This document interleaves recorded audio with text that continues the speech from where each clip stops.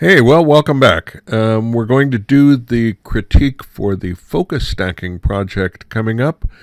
Again, we've got a lot of files. It's going to be broken into multiple parts.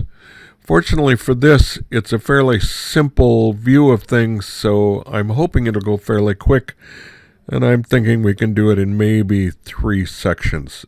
So let's get going and see what happens. Oh, this is cute.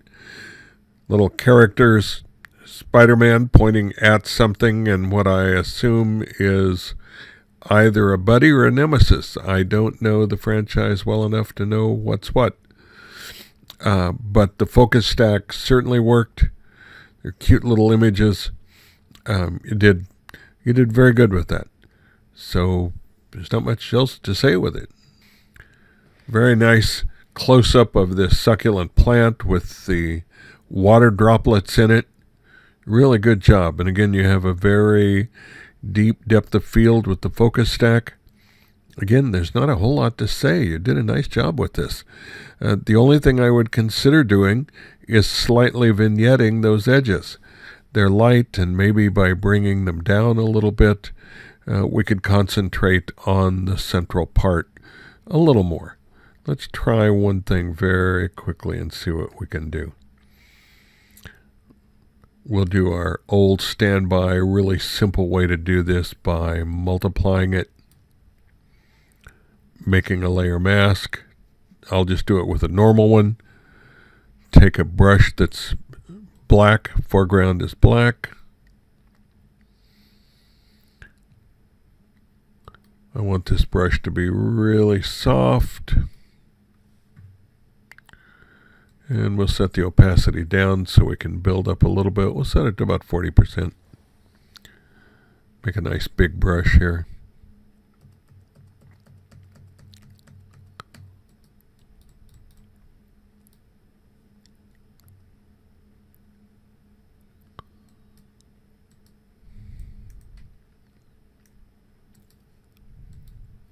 There, and with the outer edges a little dark, it lets us concentrate a little more on the succulent that's in there. But this is nicely done. It's good composition. Works pretty well.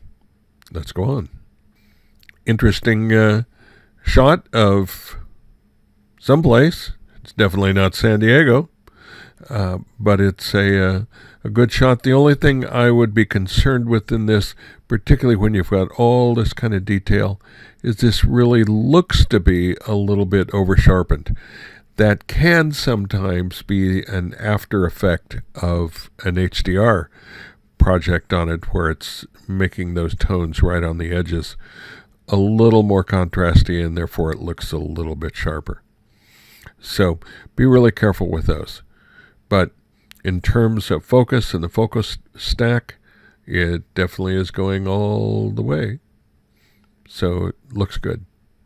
Well, now these here are blue suede shoes.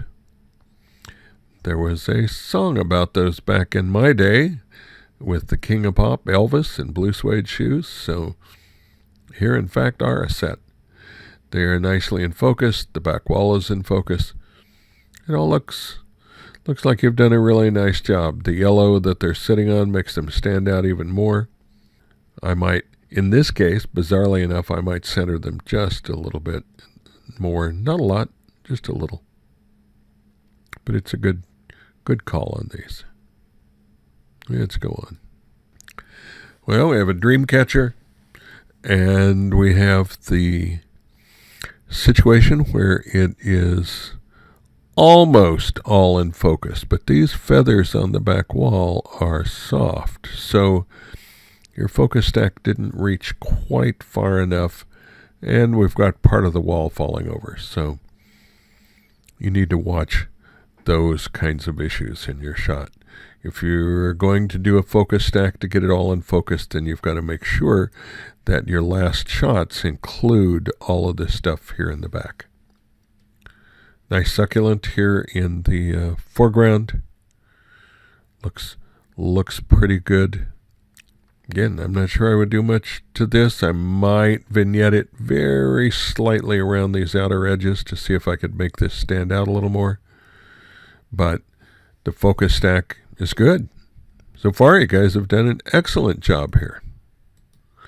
And now we have the little oranges and things. Nice deep focus stack from the orange in front all the way to the back.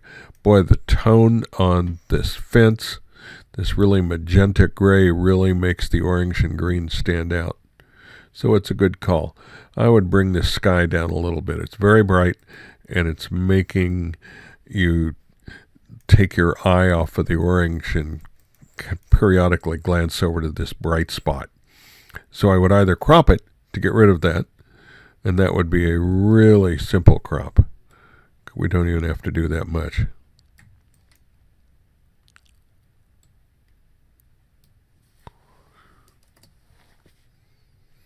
And now we've minimized this so much that it's pretty much irrelevant.